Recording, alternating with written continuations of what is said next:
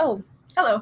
good afternoon, and welcome to the Small Print Podcast with Dawn from Bang Bang Books. And Elise from Roulette Reader. And normally we review a book that's going to be released the following day, so we do it every other Monday, same time, same back channel, Standard Time, which is Chicago time. But today, because not a lot of books, at least we want to read.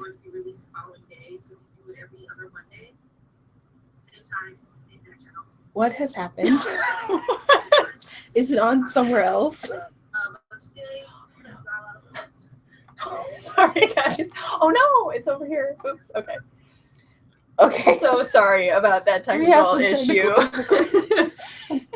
Okay. I love how we both just like we both just stopped. Okay. Okay, but today we are going to talk about underrated books of 2015 because, like I said, there are no books that are coming out. I think all the good books kind of stop at October 31st because that's when they start picking books for awards. Right, that's true. So everybody tries to get in their books or their books before October 31st. So not much else is going to be coming out after. Until January, which we've kind of started reading January books now. Right. Okay, so we have a little contest going on. I see we have a viewer.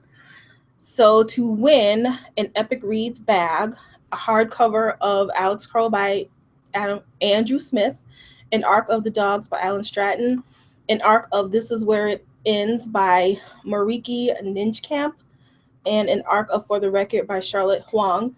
You have to, in the comment section, what are you laughing at? She is cracking up over here. To win that, you can just, in the comment section, just tell us what one of your underrated books for the year is, or any kind of comment, and you'll be entered to win. It is US only. Sorry.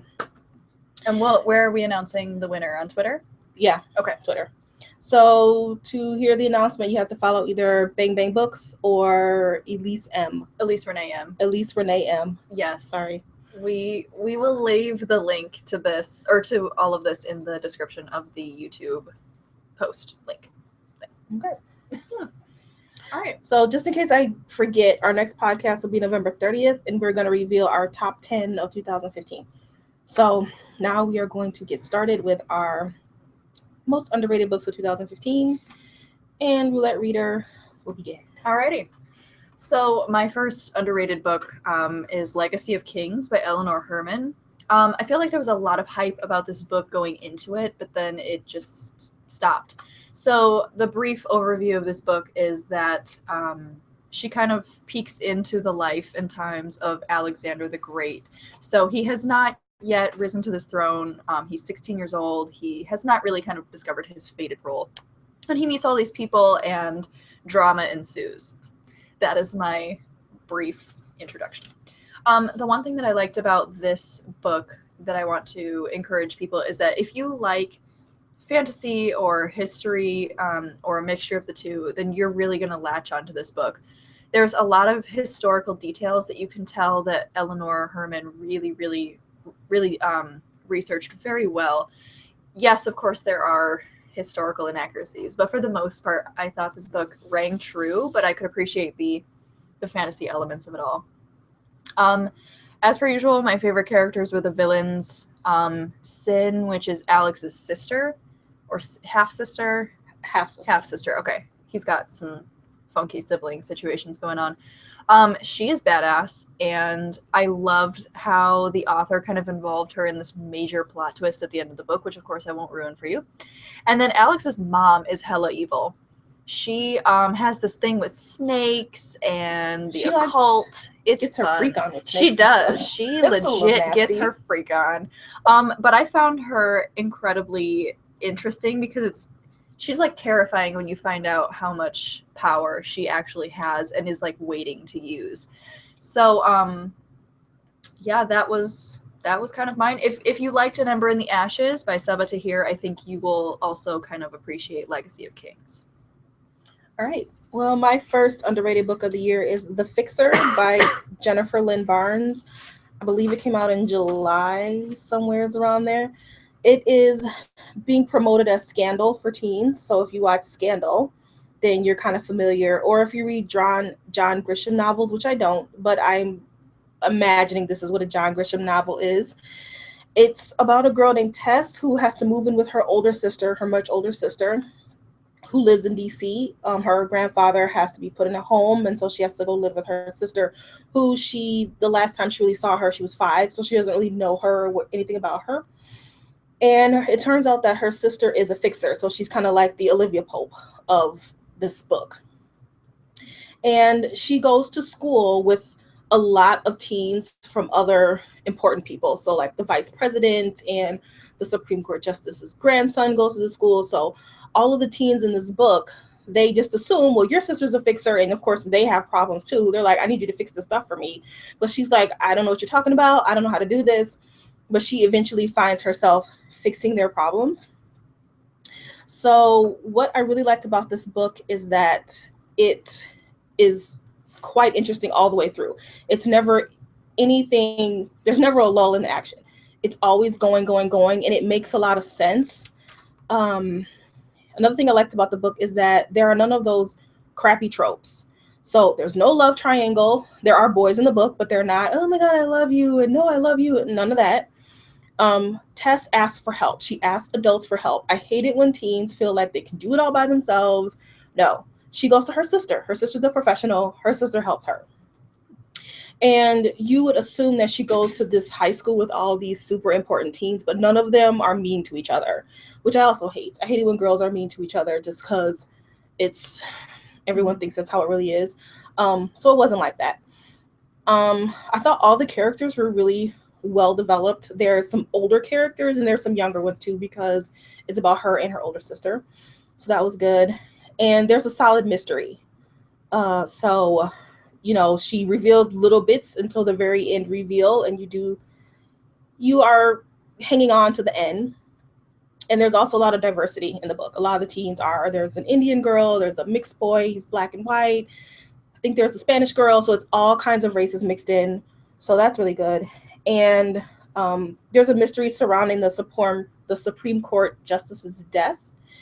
And the thing, I I think adults will get this book more than teens. I don't think teens are really aware of how we appoint Supreme Court justices.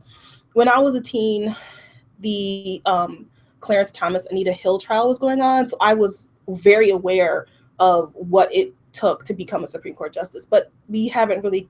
I think the last one to be appointed was Sotomayor, and she kind of got in there really quickly. Mm-hmm. So I think teens might be a little bored with it because it is about politics, and unless you find a teen who is like really into politics and really cares, I think that maybe why a lot of teens aren't reading this book is just because they don't really care about a lot of them lost just in the details. Yeah, they don't really know, they don't really care. But I mean, I originally gave the book a 3, but that's because I didn't like the reveal. But that's just me. I'm picky.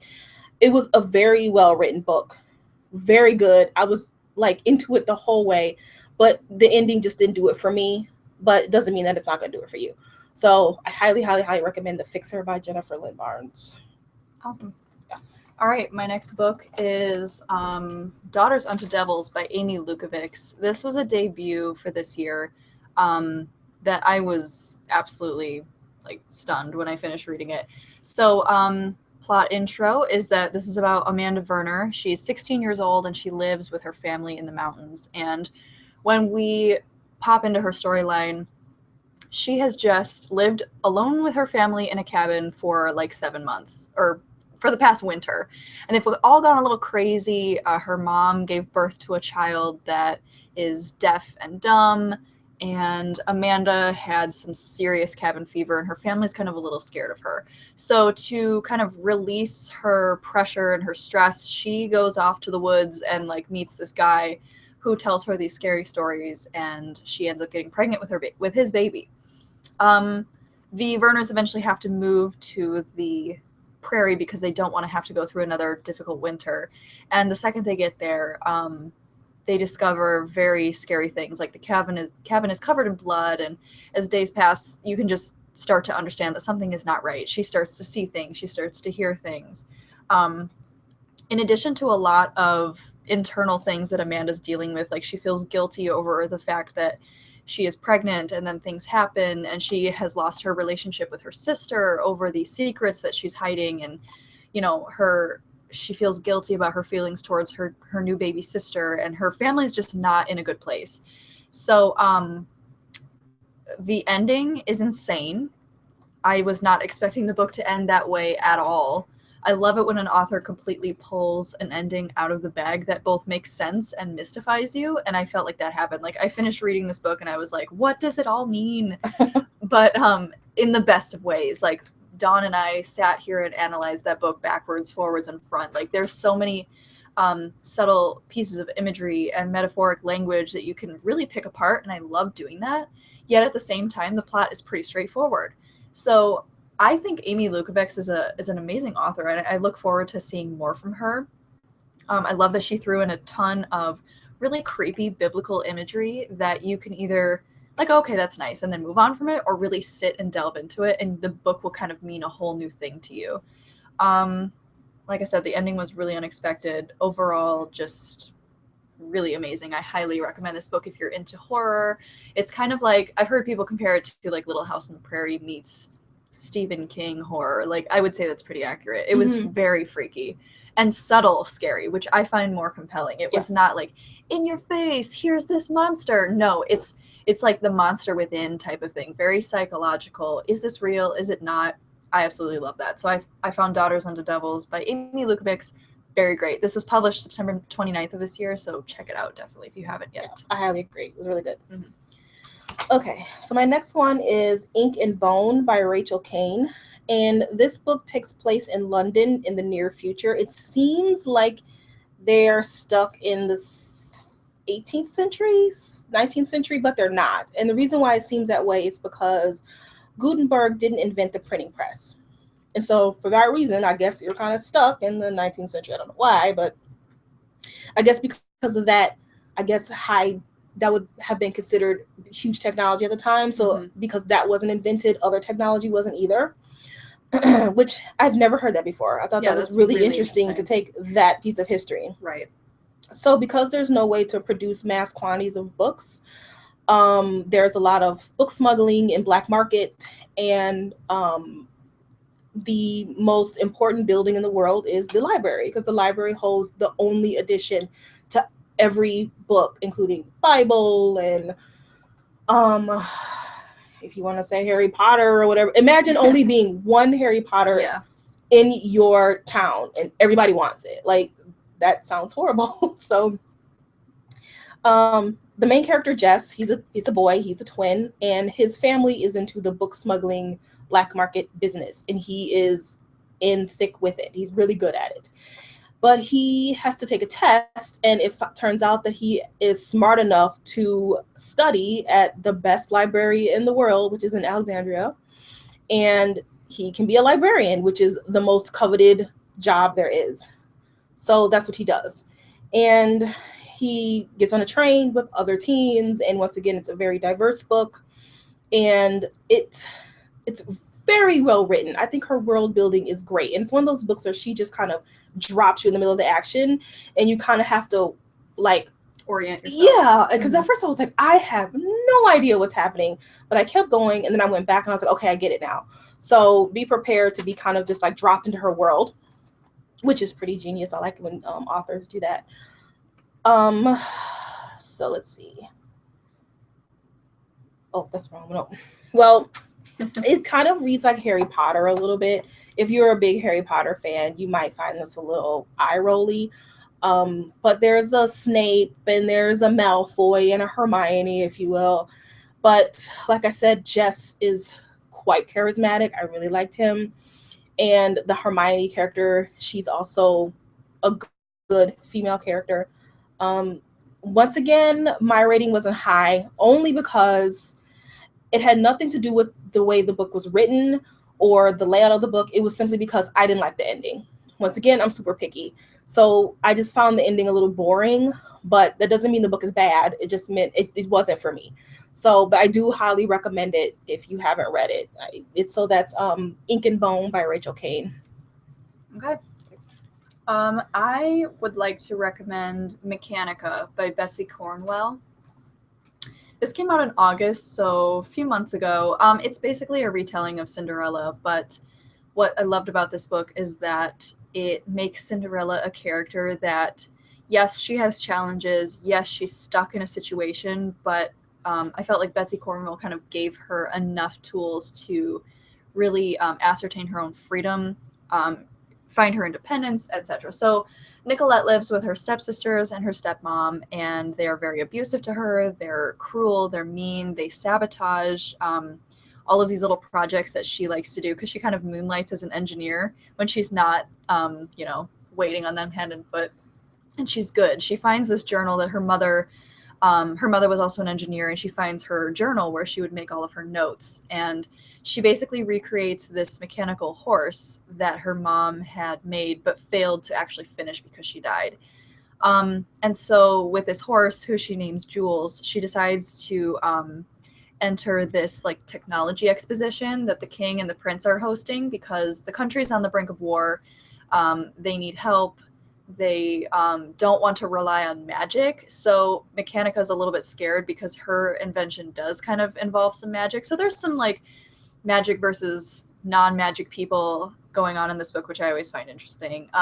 But anyway, long story short, she's able to kind of head towards that finding of her freedom in the end of the book. I thought that this book had an amazing main character. Nick is extremely inspirational. She's very strong. She has a very strong sense of personality and independence. You know, she is aware of her circumstances but doesn't let them overcome her. I loved her strength, her flaws as well. My only problem was that this book brings up the issue of war and then it ends. So there's no sequel as of right now. And I don't want to give spoilers, but I was going to say it, but I won't. The ending is good, but you can't bring up war and either not have a sequel or explain why there's no longer going to be a war or whatever. There was no solution where that kind of came in, and that was the whole point of this like technology exposition. So I don't know, that was the only thing that I didn't quite feel like it came together for me with the book. But I love the themes of social justice and her independence and this kind of strength and a fairy tale reimagining that puts the power back in the hands of the heroine. So I recommend that one, Mechanica by Betsy Cornwell. It's got a beautiful cover. If you see it, it'll definitely draw you in with the cover. Okay, my next one is Challenger Deep by Neil Shusterman. Probably saying his name wrong, Shusterman. So this is, if you are familiar with Shusterman's work, his last book was, I believe, Dystopian, The Unwind, Dystology, I think is what it was. Mm-hmm. And this one is a departure from that. So don't expect it to be some kind of science fiction fabulousness that all the teens are loving with his books. This is about a boy who is suffering from schizophrenia, and it's realistic fiction and it's interwoven with fantasy. So at the same time, the kid is suffering from schizophrenia. His name is Caden. He's also a crew member of a sea vessel. Yes, you heard that correctly. So it's weird. So if you like weird, I think you will like this book. I like weird YA, and so I enjoyed it. It does start off slow. You're kind of like, I don't understand what's happening, but just keep going. It's one of those books where you have to keep going and everything will become clear. Or perhaps you've guessed at some point, which is also part of the fun, is seeing if you can figure it out. And I don't know anyone with schizophrenia, which a lot of people don't. And so this kind of gives you a small look into the disorder. I can't say too much because I don't want to spoil it or anything like that, but it's a very good book. It's a good book. It's got a really good voice with Caden, Mm-hmm. and once again, it's not one of those teens who is struggling. And this is one thing I liked about the book, is because with schizophrenia, I'm imagining obviously it plays with your mind, but this kid is dang near suicidal. And instead of him being ignored by adults, like all the right places, his parents notice that something is wrong with my child. Maybe I should do something about it. So I think it's a good message for the kiddies, if you will, that if you need help, ask for it. He asked for help, and it's okay. And so I like that he did that in his book. So it's Challenger Deep by Neil Shusterman. If you like realistic fiction, if you kind of like a sad story, mixed with a little fantasy and a little weird, I recommend that one. Yeah, the book is very trippy. It is very trippy. Very trippy. My next book is Devoted by Jennifer Matthew. Not sure how to say her last name. Devoted is about Rachel Walker, and she is devoted to God. She grows up in a family where they're very strictly fundamental Christian. She dresses modestly. She goes to church every Sunday and Wednesday. She's a good Christian child, and she's being raised for one thing, to be a wife and a mother. However, Rachel is intellectually curious, and when she is caught reading Madeleine L'Engle's A Wrinkle in Time, she's like punished and threatened to be sent to this like re-education camp for bad Christians that falls the wayside, and it's just very threatening. And so Jennifer asks the question, what happens when your religion fails you and it no longer provides the answers that you thought it did? And it's extremely compelling, and she takes a very honest look at that process through the eyes of Rachel. And one thing I liked about this book is that she did not demonize religion. While yes, her strict religious upbringing is kind of causes this crisis of faith, she doesn't demonize faith in general. She makes a very clear distinction between belief in God and organized religion, and I really appreciated that. She's not attempting to persuade anyone away from their faith or give anyone a crisis of faith, but these questions do need to be asked. These are if you're going to ascribe to a religion, why? What does it do for you? What does this mean to you? And especially when you've been brought up in a religion and have not necessarily been able to make that claim for yourself necessarily. So I found Rachel an extremely sympathetic character because I saw a lot of myself in her. I've gone through like a similar personal journey as she has, and I think a lot of people will be able to identify with this book, whether or not you are religious. I think that's it. So in a time where the Duggars dominate the media, I found this book very, very contemporary, very right on the nose with a lot of the things that we're asking ourselves today. Mm-hmm. So, yeah. What's that called again? What? What's your book called again? Devoted. Oh, yes. Devoted by Jennifer Matthew. Great book. Okay. My next one is Alex Crow by Andrew Smith. Andrew Smith is not a new author. He's very popular, but sometimes, every once in a while, his books, they get overlooked. So Winger was not overlooked. I think everybody kind of knew Winger, and they're like, oh, this is great. And his new book, book 2 from that has come out, and everybody's like, picking it up. Right. And then the Grasshopper Jungle kind of started off slow, and it really built up some steam. But I think this one kind of got lost. It was published in January, I believe. And once again, it is weird. He likes to do either contemporary or extremely weird. So this book follows, it's 3 separate stories around the name Alex, One of the stories is about a ship it's an Arctic voyage from the 19th century. And one story is about an orphan who has to go to a tech detox camp for boys. Mm-hmm. And one is literally about a melting man. And I'll put that in quotes. What? Air quotes, melting. So the most compelling story of the 3 is Ariel, and he's the orphan. And he's from a war-torn country. And you start off with the Arctic voyage, but then you go into Ariel, and he's and his foster family and his brother, and they're at this camp. But then as the story goes on, you go back and find out how he got there, and it's quite heartbreaking. I wasn't expecting that at all. But his story is the best one. And then you have the melting man, which is the weird part of it. And you could take that literally or figuratively. That's one of those talking points where you can like, what does this really mean? Happening? Yeah. Mm-hmm. And then there's the Arctic voyage where, like I said, it started in the late 19th century. And this is kind of the catalyst for everybody else's story. So it kind of is the glue to everybody else's story. So it's a very good book. It doesn't have a really high rating on Goodreads. I'm shocked. I think sometimes people just don't get it. So I don't get it, I'm gonna give it a 2. Mm-hmm. But it's one of those books where you have to stop and have other people read it with you so you can talk about it. I wish I had someone to that. Nobody else read it but me, but that's okay. So if you didn't like Grasshopper Jungle because you didn't like the repetition, I know a lot of people are like, oh God, he kept repeating himself. Or if you couldn't get the genre blending, but you do kind of like Andrew Smith's voice, I would suggest Alex Crow. It's very good. It's trippy once again, and it's inspiring and heartbreaking all at the same time. All right. And my last book is The Dogs by Allan Stratton. This book was published by the little old publisher Source Books. We were sent this in the mail, not expecting to like it really, but ended up actually loving it. It follows a boy named Cameron and his mom, and they live their life consistently on the run from Cameron's dad.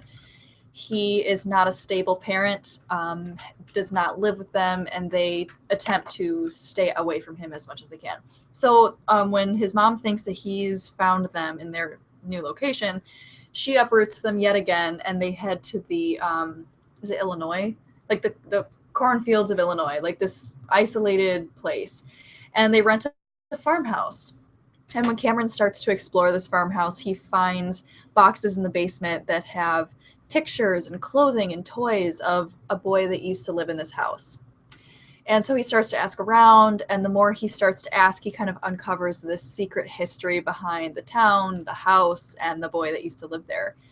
And I like this book because it walks the fine line between sane and insane. And Cameron is a very interesting character because you find that his storylines kind of start to meld and mirror that of the boy who used to live in that house.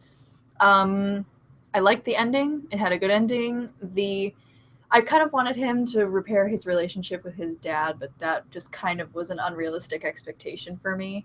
I loved that once he kind of he states that he's doing this research for a class project, and then like the more he finds out, the deeper into this town seedy background he kind of digs up. And I don't know what else to say about it without ruining the plot. So I'll just leave it there. It was a good family story, and it was a good story about kind of redemption, if you will, and starting new. And it was very, very creepy. I would classify this as horror. It's kind of more obvious horror, but it was good. So good. So that was The Dogs by Allan Stratton. Came out September of this year. So check it out.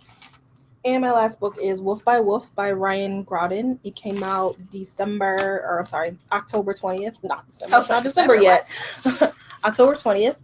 And this one is a speculative YA about World War II. And this one asks a question of what if Hitler had not died and his plan had succeeded and he's taken over. And I know if you read the back, you kind of know that it's a mixture of science fiction, but it's not one of those, oh God, another Hitler book. Mm-hmm. Oh my, I can't handle another historical fiction in World War II. Yeah. It is, but it's not. No. She's a shapeshifter. And then you probably like, oh God, a shapeshifter is going to be super stupid and she's going to have superpowers. And no, it's not. It's kind of plausible that she could be a shapeshifter and could go back and try and assassinate Hitler.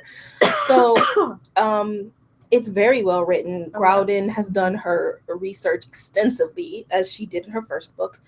And Yael, is that how you say it? Mm-hmm. Yael, she's a great heroine. She is not just a blind murderer. She questions even her beliefs in what she's doing. Mm-hmm. And she has some internal conflicts with herself. And so, yeah, I thought it was quite believable, even though she could shape shift into anything she wanted to. Well, I did skin too. Shift, and shape shift, skin shift. Yes, I did too, and especially because of how Ryan kind of introduces how she got these powers, if you will. Like, it's not magic, something happened to her that caused this sort of defect, if you will. It's kind of how she sees it sometimes.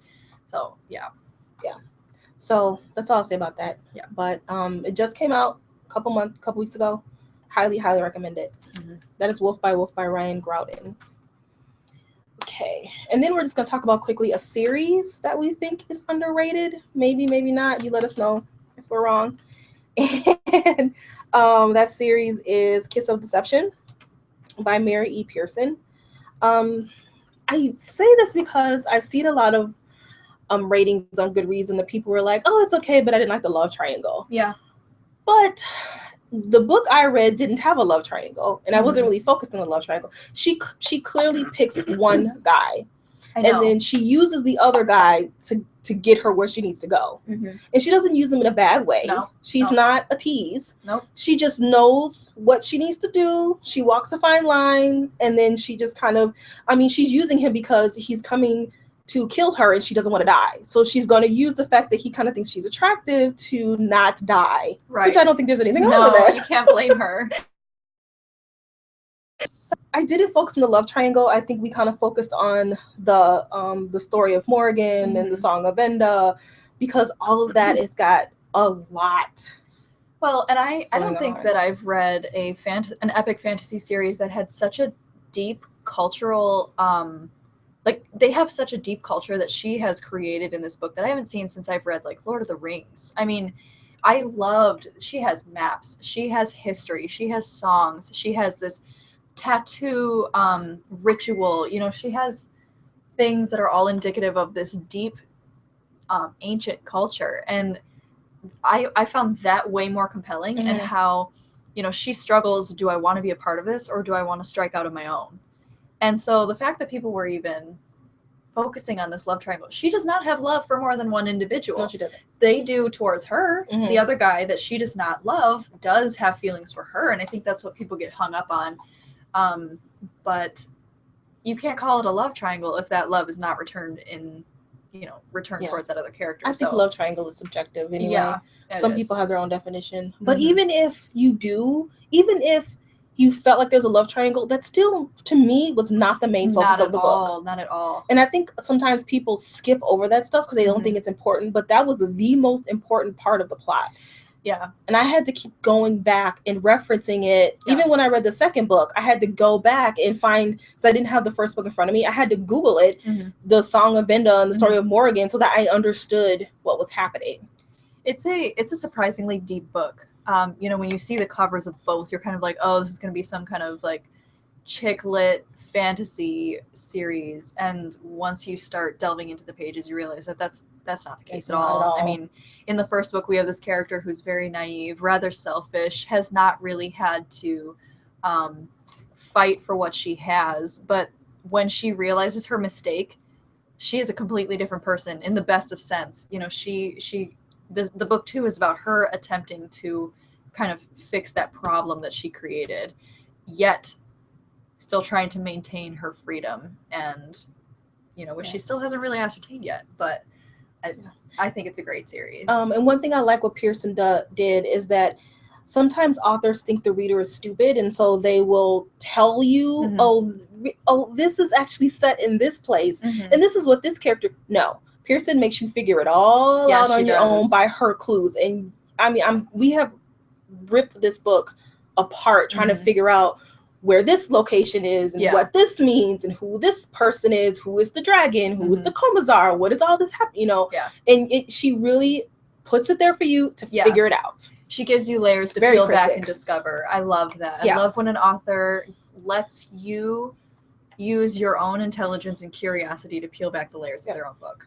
And they're okay to take that risk. That's a risk. It is a risk. Especially when you're writing for teens. You know, you constantly fight against that. Do I put it all out there for them to figure out and love, or do I kind of hold back a little bit and let them come to my plot? And I love that she does that. She really lets you tear it apart and dive deep into it. Yeah. So we may do a reread just because we felt like people just did not get it. Like we got it immediately. No, we didn't. We had to we knew that there was something more. But again, it is so deep. It is. If you want to read this book on a surface level, that's fine. You'll probably give it a 3. But if you really pay attention to it, oh my gosh, we have to do it. We have to do it. Yeah. Because it was me, Elise, and another one of our coworkers, and first of all, I read the book, I read the arc, and I was like, y'all need to read this immediately. And after we read the book, we were like, no, we need to Skype with Mrs. Pearson and be like, look, what does this mean? What's this all about? I need to know. And she did. She Skyped with us for 20 minutes for free. We sat in there, we asked her all the questions we had. And I think that's what really helped make the book come alive for me. Just her, like, yes, that's it. Like, no, maybe kind of go this way. Like, I love that she did that. She was like, oh, you guys are right on the head with some things. But yeah, we had a lot of figuring out to do once we finished that book. So I think a reread is definitely in order. Yes, I think we need to. The next book doesn't even come out until July. I know, that's so sad. So might as well while we wait. Yeah, I guess. I need to reread it anyway because I've forgotten a lot of stuff. Oh, yeah. Okay, so those are our underrated books for 2015. To be entered into the contest to win, and there will be a picture on both of our blogs so you can see what you can win. You can win 4 books in a bag, an Epic Reads bag. Just comment and tell us any underrated books that you've read, and maybe we will pick them up. Since we are recommending them, maybe we should listen to you guys too. Indeed. And you can comment by either tweeting either of us at Elise Renee M or at Bang Bang Book blog. Just Bang Bang Books. Bang Bang That's Books. my Okay. Twitter handle. Or you can comment on the actual YouTube video that always saves. So we'll put the links in our Twitter and our next YouTube. podcast. We're gonna end it. I'm like, no. Sorry. Our next podcast will be, like I said, November 30th, same time, 1:30 Central Standard Time, and we're going to talk about our top 10 of 2015. And I think we have a vast. Yeah. A lot of our books are going to be different because we didn't read a lot of the same books this year. Yeah. So I'm excited for that. Indeed. And thank you for listening. Do you have anything else? I don't. Not until next time. No. All right. Well, thanks for listening, and we'll see you on the flip side. Bye.